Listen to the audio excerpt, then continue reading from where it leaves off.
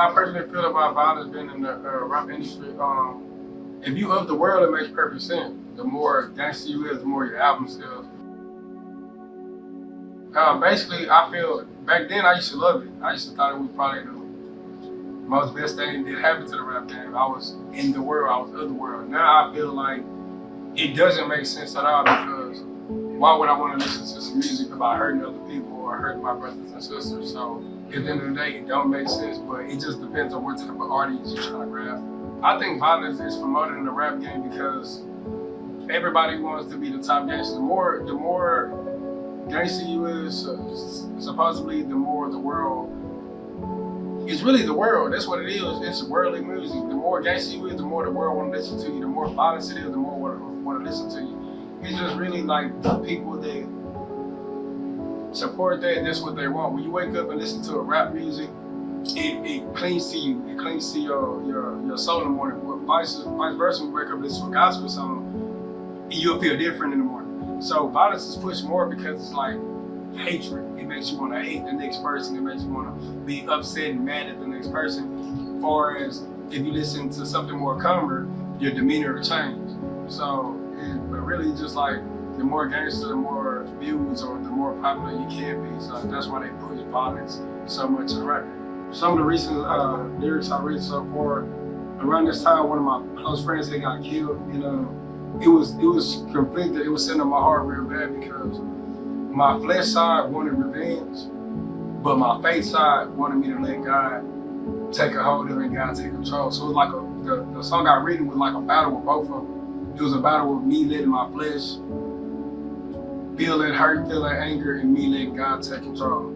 I went to sleep that night in my dream, I seen a ghost. The devil at the table around the people I know, repented for my sins, only God knew what was wrong. Never told a soul to boast for the most. I took an oath to the people that testified on the guys who rode and hit them up. Petty look, rip around the corner, ready to wet them up. They're scared of us. Hear what they did. Went to tell us to the prison for a couple years, plotting revenge to get him tough. Seen his face up on the news. Bro got killed in traffic. Tragic. Ripping in the sky for dog that's flagging. They bragging. Let's see how much longer they gonna keep laughing. On my 15 for glasses pass, put up on them, draw down the rack, and rest in peace to little wheel. Been up on my phone. When I gave my life to my faith, it affected how I saw my music a lot, good and bad. Coming from rapping about the streets and rapping about the stuff I used to do, to now rapping about how God brought me out of those situations, it came easy, but it's also difficult because you don't want to I don't want to rap and try to glorify myself, but basically try to glorify how God brought me out of that situation.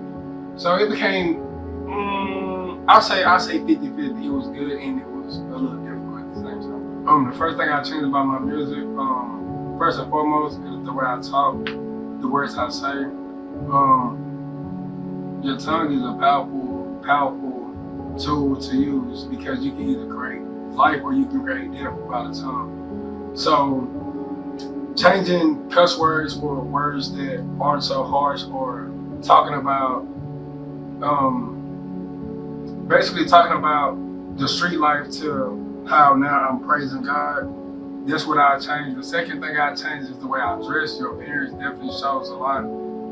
How you come off, how your approach, and just what people see. Your eyes can be deceiving.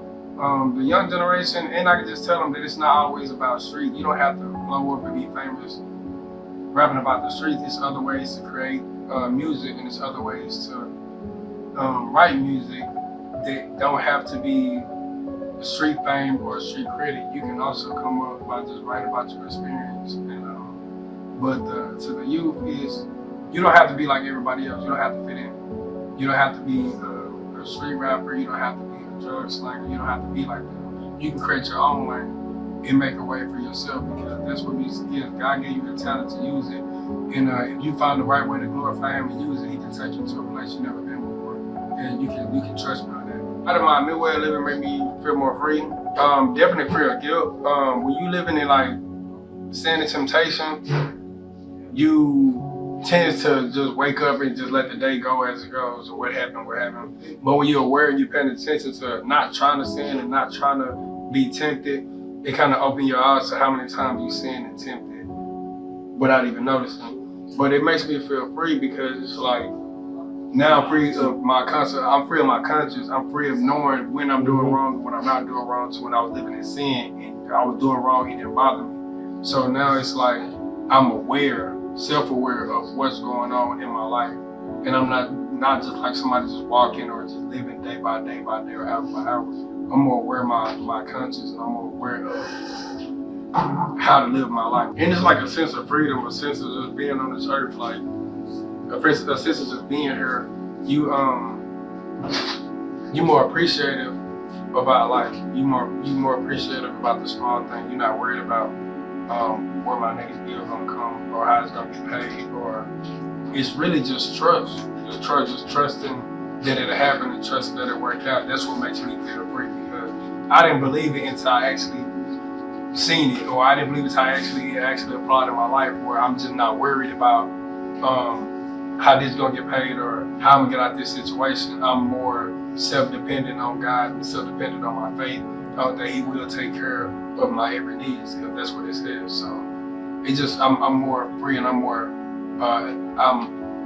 I'm less worried, for sure. That's the biggest one. I'm less worried about what's gonna happen tomorrow. I'm less worried about what's gonna happen next year, because I know in my faith that everything's gonna be all right. So something I want to tell the young generation: first and foremost, man, be yourself. Don't try to be like your favorite rapper. Be the next favorite rapper.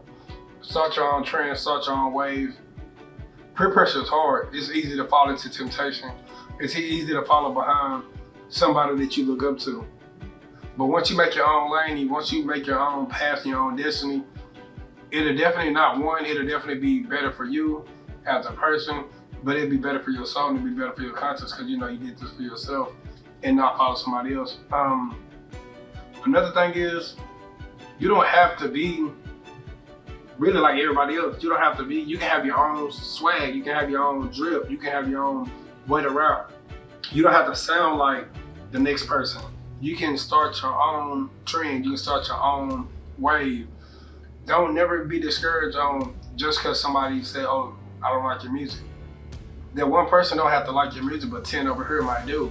So never lose faith. Never lose hope on what God put on you, and what are you trying to do with your music? What story are you trying to tell with your music? Who are you trying to, what minds are you trying to grasp? What audience are you trying to get a hold of to? So just be mindful of what do you want to rap about, and who attention you trying to get, basically.